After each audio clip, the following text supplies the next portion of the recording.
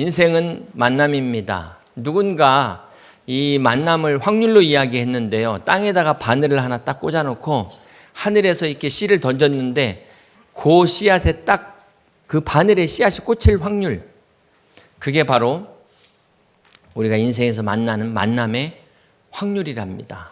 네.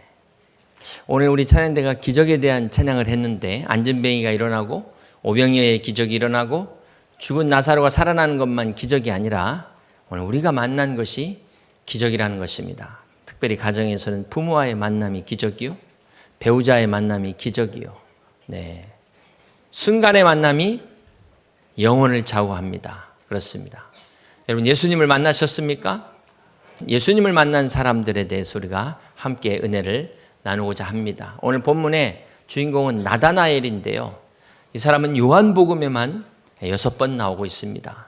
이 나다나엘이 누구일까요? 나다나엘의 뜻은 하나님의 선물이라는 뜻입니다. 그런데 신학자들 중에는 이 나다나엘이 예수님의 12제자 중에 바로 바돌로메였을 것이다 라고 추정을 합니다. 자, 원래 이 바돌로메는 이름이 아닙니다. 이 바르돌로마이오스, 정확한 헬라어의 발음은 이렇게 되는데요. 이 아람어로 그 앞에 바가 붙는 것은 누구의 아들이라는 뜻입니다. 그래서 베드로를 바요나 시몬 이렇게 부르잖아요. 요한의 아들 시몬아 이렇게 부른 것처럼 바돌로메의 정확한 발음은 바르탈메입니다. 탈메의 아들이다 라는 뜻이에요. 그래서 오늘 본문 요한복음 1장에 보면 이 나다나엘이 나오는 이 장면이 어떤 장면입니까? 주님께서 12제자들을 부르시는 장면입니다. 자, 공관복음서에도 보면은 예수님의 12제자를 소개할 때 원칙을 가지고 소개합니다. 무작위로 소개하는 것이 아니라 제일 처음 순서를 보면 베드로, 안드레, 야고보, 요한 이렇게 나오고요. 그 다음에 나오는 순서가 빌립, 바돌로메, 도마, 마태 이런 순으로 나갑니다. 그래서 항상 이 빌립과 바돌로메가 짝을 이뤄서 같이 나오고 있다라는 것을 우리가 염두에 둘 필요가 있습니다. 자, 이것은 빌립의 전도를 받은 이 나다나엘이 바로 바돌로메라는 사실을 또 뒷받침하고 있기도 합니다. 오늘 본문의 내용은 우리가 보신 것처럼 빌립이 이 나다나엘에게 가서 내가 율법과 선지자들이 기록한 메시아 나사렛 예수를 만났다라고 증거를 합니다. 자, 그러자 이 나다나엘이 뭐라고 대답을 하냐면 우리 46절을 다시 한번 보겠습니다. 네, 나다나엘이 이르되 나사렛에서 무슨 선한 것이 날 수 있겠냐? 여러분, 여의도에서 무슨 선한 것이 날 수 있겠냐? 이 말을 들으면 네, 여의도에 사시는 분은 기분이 나쁠 겁니다. 네, 이건 지역적 편견을 가지고 있는 말이에요. 요즘 이런 말 함부로 해서는 안 됩니다. 근데 우리 안에 이런 편견과 선입견이 있어요. 항상 이게 문제입니다. 우리 안에 이 두 마리 개, 편견과 선입견이 우리를 아주 꽁꽁 막힌 사람으로 다친 사람을 만듭니다. 학벌에 대한 편견, 직업에 대한 선입견, 또 지역에 대한 편견 이런 것을 가지면 절대 마음이 열릴 수가 없어요. 신앙도 마찬가지입니다. 오늘 처음 오신 분, 글쎄 목사가 젊게 생겼는데 설교를 어떻게 하나 보자 이런 마음을 가지시면 절대로 은혜를 받을 수가 없습니다. 이 나다나엘은 이 편견을 어떻게 극복했을까요? 빌립이 와보라 그랬는데 뭐 가봐야 별 볼 일 있겠나 이러질 않고 자기의 편견을 내려놓고 따라갔다는 것입니다. 한마디로 열린 마음의 소유자였어요. 주님은 이 나다나엘을 보자 뭐라고 말씀하셨냐면은 47절을 우리가 같이 한번 보겠습니다. 예수께서 나다나엘이 자기에게 오는 것을 보시고 그를 가리켜 이르시되 이는 참 이스라엘 사람이라 그 속에 간사한 것이 없도다. 주님이 나다나엘을 첫 보는 그 순간에 칭찬을 하십니다. 근데 재밌는 거는요, 여러분 칭찬받으시면 어떠세요? 기분 좋지만 어떠십니까? 속으로는 기분이 좋지만 겉으로는 아이 뭘요 뭐 제가 무슨 말씀을요 이렇게 보통 이게 대부분의 사람들의 반응입니다. 여러분 안 그러십니까? 네. 그런데 이 나다나엘은 예수님이 칭찬했더니 어떻게 하셨어요? 이러는 거예요 지금. 이거 잘못하면 한번 칭찬해 줬더니 배는 게 없네? 뭐 이렇게 교만하게 보일 수가 있는 그런 상황입니다. 주님께서 이 나다나엘에게 이는 참 이스라엘 사람이라 그 속에 간사한 것이 없다 그러셨습니다. 이 간사한 것이 헬라어로 돌로스인데요. 돌로스. 네. 둘로스는 다이너마이트의 능력을 말하는데 돌로스는 간사하다는 뜻이에요. 이 속이는 자. 여러분 간사한 사람, 속이는 사람 하면 누가 떠오를까요? 성경의 대표적으로 야곱입니다. 야곱. 네. 이 야곱이 축복을 받고 이름을 이스라엘이라고 바꾸게 되죠. 주님이 지금 나다나엘을 이 야곱과 비교하고 있는 말씀입니다. 야곱은 여러분 야곱의 인생이 야복강 이전과 이후로 나눠집니다. 야곱이 비록 축복을 받았지만 야복강 이전에는 어떤 삶을 살았습니까? 네. 형을 속이고 아버지를 속이고 외삼촌 라반도 속이고 평생을 축복을 위해서라면 목적은 좋은데 방법이 잘못됐어요. 수단과 방법을 가리지 않는 이런 삶을 살았다면 이스라엘 축복 이후에 야복강 이후에는 진정한 변화된 삶을 살았다는 것입니다. 자, 그런데 주님께서 이 나다나엘을 보자마자 참 이스라엘이다 이렇게 이야기를 하는 거예요. 야곱도 얻지 못했던 참 이스라엘이라는 이 칭찬을 바로 나다나엘이 받았다는 것입니다. 이 쉬운 칭찬 아니에요. 예수님의 제자들도 이 칭찬 받은 것 아닙니다. 오늘 본문에 예수님과 나다나엘의 대화가 뒤에 요한복음 4장의 사마리아 여인과의 대화처럼 좀 언뜻 이해가 안 되는 동문서답처럼 보입니다. 우리 48절을 한번 같이 한번 보실까요? 나다나엘이 이르되 어떻게 나를 아시나이까? 예수께서 대답하여 이르시되 함께 있습니다. 빌립이 너를 부르기 전에 내가 무화과 나무 아래 있을 때 보았노라. 자, 나다나엘이 이 말을 듣자마자 어떻게 반응합니까? 49절을 계속해서 봅니다. 나다나엘이 대답하되 랍비여 당신은 하나님의 아들이시요 당신은 이스라엘의 임금이로소이다. 자, 이렇게 짧은 대화 안에 도대체 이게 무슨 의미가 있을까요? 무슨 의미가 담겨져 있을까요? 사마리아 여인도 예수님과 몇 번 대화 나누다가 메시아인 것을 깨닫고 이 물도운 걸 다 버리고 동네로 나가서 내가 메시아를 만났다 이렇게 변화된 모습을 보입니다. 나다나엘도 지금 주님과 대화하면서 무화과 나무 아래 있을 때 봤다는 그 말 한마디에 그냥 무릎을 꿇어요. 자, 이것은 오직 나다나엘과 주님만 아는 비밀입니다. 사랑하는 여러분, 이 시간 여러분만 아는 비밀, 그것을 아시는 분은 하나님이세요. 좀 이 말씀을 통해서도 하나님이 그 비밀을 꺼내십니다. 나는 뜨끔하지만 그러나 사실 이거는 나와 하나님만이 아는 비밀이에요. 제가 뭐 여러분 뒷조사한 것도 아니고 제가 아는 것도 아니고 이것은 오직 주님과 나만이 아는 비밀을 주님이 이 자리를 통해서 말씀하시고 그걸 지금 듣고 있는 분도 있다는 거예요. 자, 그렇다면 나다나엘은 무화과 나무 아래서 무엇을 하고 있었을까요? 이 당시 무화과 나무 아래는 무엇을 하는 곳이었습니까? 수박 깨먹는 곳입니까? 여러분 바둑 두는 곳입니까? 이스라엘에게 있어서는 이 잎이 큰 나무 밑에 그 그늘을 만들어주기 때문에 율법을 배우는 장소였습니다. 말씀을 묵상하는 장소가 무화과 나무 아래예요. 나다나엘이 무화과 나무 아래 있었다. 이것은 정말 신앙의 깊은 고민을 홀로 하고 있었다는 증거입니다. 자, 우리가 이 성경에는 자세히 나와 있지 않지만 이 나다나엘이 무화과 나무 아래서 어느 날 고민하기 시작했어요. 정말 하나님이 살아 계시는가? 내가 죽으면 정말 어떻게 될 것인가? 진지하게 고민하기 시작했어요. 어쩌면 나다나엘도 우리가 똑같은 인간이기 때문에 어려움을 당했고 그때마다 환경을 탓하고 원망했을 수도 있습니다. 어찌 나한테 이런 일이? 불평할 수도 있고 남 탓할 수도 있었을 것입니다. 자, 그러다 중요한 것은 자신의 모습을 보게 됐다는 거예요. 그러다가 내 마음을 보면서 내 안의 죄악을 발견하게 된 겁니다. 그러면서 탄식하기 시작해요. 오라 곤고한 자로다. 이 사망의 몸에서 누가 나를 건져내랴. 모든 문제가 내 안에 이 죄 때문이라는 사실을 깨닫기 시작합니다. 그렇습니다. 사랑하는 성도 여러분, 모든 문제는 내 안에서부터 시작되는 거예요. 내가 믿음이 없는 것이 문제지 환경의 문제가 아니라는 것입니다. 자, 이걸 깨달으면 어떻게 됩니까? 하나님, 나를 도와주세요. 하나님, 나를 구원해 주세요. 주님을 붙잡게 되는 것입니다.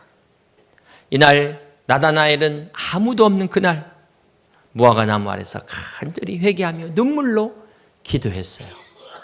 이것이 나다나엘이 무화과 나무 아래에서의 체험입니다. 그때 주님께서 내가 무화과 나무 아래에 있을 때 이미 내가 너를 보았노라. 그 기도를 들으신 거예요. 그렇습니다. 나다나엘의 무화과 나무는 그가 하나님을 간절히 찾았던 장소였어요. 주님께 부르짖었던 기도의 장소였어요. 그 시간에 주님이 내가 너를 보았다 말씀하고 있습니다. 사랑하는 성도 여러분, 여러분 인생에 진심으로 하나님을 찾으신 적 있습니까? 한번 생각해 보세요. 왜 어려운데도 주님을 찾지 못할까? 아직은 내가 버틸만 하니까 찾지 않는 거예요. 그러나 그 끝마저 놓치게 되면 하나님을 찾을 수밖에 없는 것입니다. 그러나 이사야 선지자는 55장 5절 6절에 말씀합니다. 너희는 여호와를 만날 만한 때에 찾으라. 가까이 계실 때 그를 부르라. 그렇습니다. 오늘 여러분에게 이 무화과 나무의 체험이 있으십니까? 어쩌면 어떤 사람은 인생의 실패의 경험이 무화과 나무 아래일 수도 있습니다. 어떤 사람은 병상의 자리가 무화과 나무 아래일 수 있습니다. 내 계획에 실패하고 좌절과 낭망으로 앞이 캄캄한 그 순간, 어찌할 바를 모르는 그 인생의 그 순간, 바로 그때가 내 인생의 무화과 나무 아래라는 사실을 기억하시기를 바랍니다. 지금 이 자리가 주님이 여러분을 보시는 무화과 나무 아래라는 거예요. 그렇습니다. 우리 시편 139편 1절부터 4절을 함께 교독합니다. 여호와여, 주께서 나를 살펴보셨으므로 나를 아시나이다.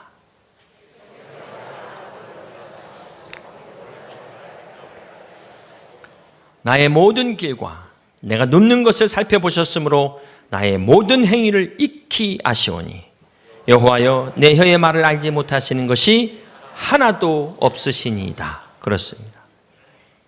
우리 주님은 여러분이 어디서 무엇을 하고 있든지 다 보고 계세요. 여러분, CCTV만 보고 있는 것이 아닙니다. CCTV가 설치되지 않는 그 골방 안에서도 주님은 여러분을 보고 계십니다. 그렇다면 오늘 우리 주님이 여러분의 어떤 모습을 보시길 원할까요? 주님이 여러분의 어떤 모습을 기억하기를 원하십니까?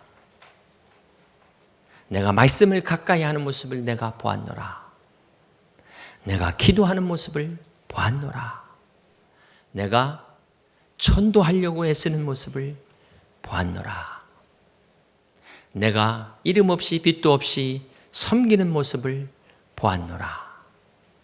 이 음성을 들을 수 있는 저와 여러분 되시길 주님의 이름으로 축복합니다.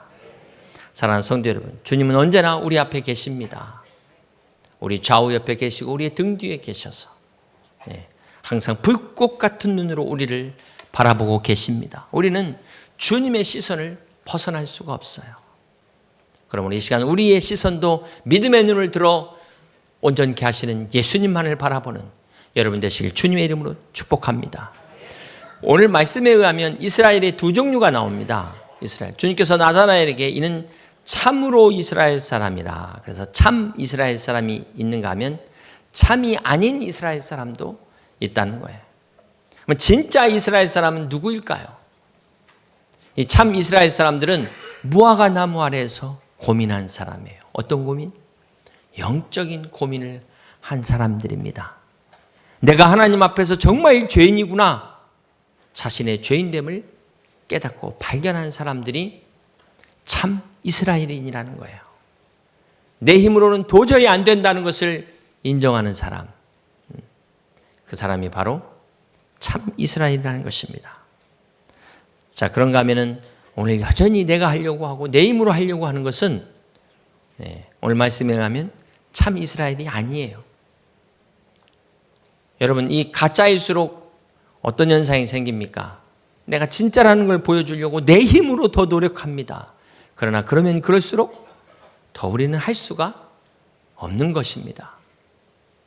오늘 예수님이 나다나엘에게 간사한 것이 없다, 이렇게 말씀하신 이유가 있습니다. 그것은 이 당시 바리새인들과 서기관들과 비교해서 하신 말씀이에요. 이들의 삶 자체가 위선이었거든요. 이들에 비해서 나다나엘은 간사하지 않았다. 무슨 말입니까? 이 바리새인들과 서기관들은 11조 잘합니다. 기도 많이 합니다. 금식, 생활화가 돼 있어요. 문제는 한 번도 하나님 앞에서 정직한 적이 없었다는 것입니다. 심지어 기도할 때조차 솔직하지 못했어요. 내 연약함을 가지고 그대로 주님 앞에 나와야 되는데 기도할 때조차 자신의 막 멋진 모습, 자신의 성공한 모습만을 보여주려고 했다는 것입니다. 그러나 기도라는 것은 정작 하나님 앞에 자신의 죄인됨을 깨닫고 가슴을 치며 통회하는 것이 기도예요. 바리새인과 서기관들은 한 번도 이런 진정한 자신의 모습을 하나님 앞에서 보여준 적이 없다는 것입니다. 사랑하는 성도 여러분, 기도는 내 자랑을 하는 것이 아닙니다. 정직한 내 모습을 그대로 가지고 나오는 거예요.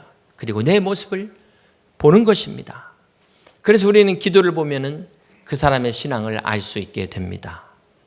우리는 기도를 통해서 하나님을 보고 또 내 모습을 보고 그래야 응답을 받게 되는 것입니다. 오늘 본문의 나다나엘이 주님을 만난 자체가 기도의 응답이었어요. 무화과 나무 아래에서 기도했던 그 기도의 응답으로 예수님을 만나게 됩니다. 우리 요한복음 1장 50절을 같이 한번 봅니다. 예수께서 대답하여 이르시되 내가 너를 무화과 나무 아래에서 보았다 함으로 믿느냐? 함께 있습니다. 이보다 더 큰 일을 보리라. 나다나엘은 주님이 무화과 나무의 그 비밀을 아는 그 하나님을, 메시아를 만난 이 자체가 응답이었습니다. 여러분, 우리가 하나님을 만나는데 만나는 건 같지만 또 방법은 여러 가지가 있을 수 있습니다. 어떤 분들은 전도를 통해서 또 하나님을 만나기도 하지만 어떤 분들은 또 이 말씀을 직접 읽다가 묵상을 하다가 주님을 만나기도 합니다. 이 나다나엘이 바로 성경을 묵상하다가 주님을 만난 케이스예요. 자, 그렇다면은 이 나다나엘이 무화과 나무 아래에서 어떤 성경을 보고 있었을까요? 이 당시에는 구약밖에 없었으니까 모세 오경 중에 어느 부분을 보고 있었을까? 아마도 창세기 28장 12절이 아니었을까? 그 근거로 우리 한번 10절부터 12절까지를 같이 한번 교독합니다. 야곱이 부엘세바에서 떠나 하란으로 향하여 가더니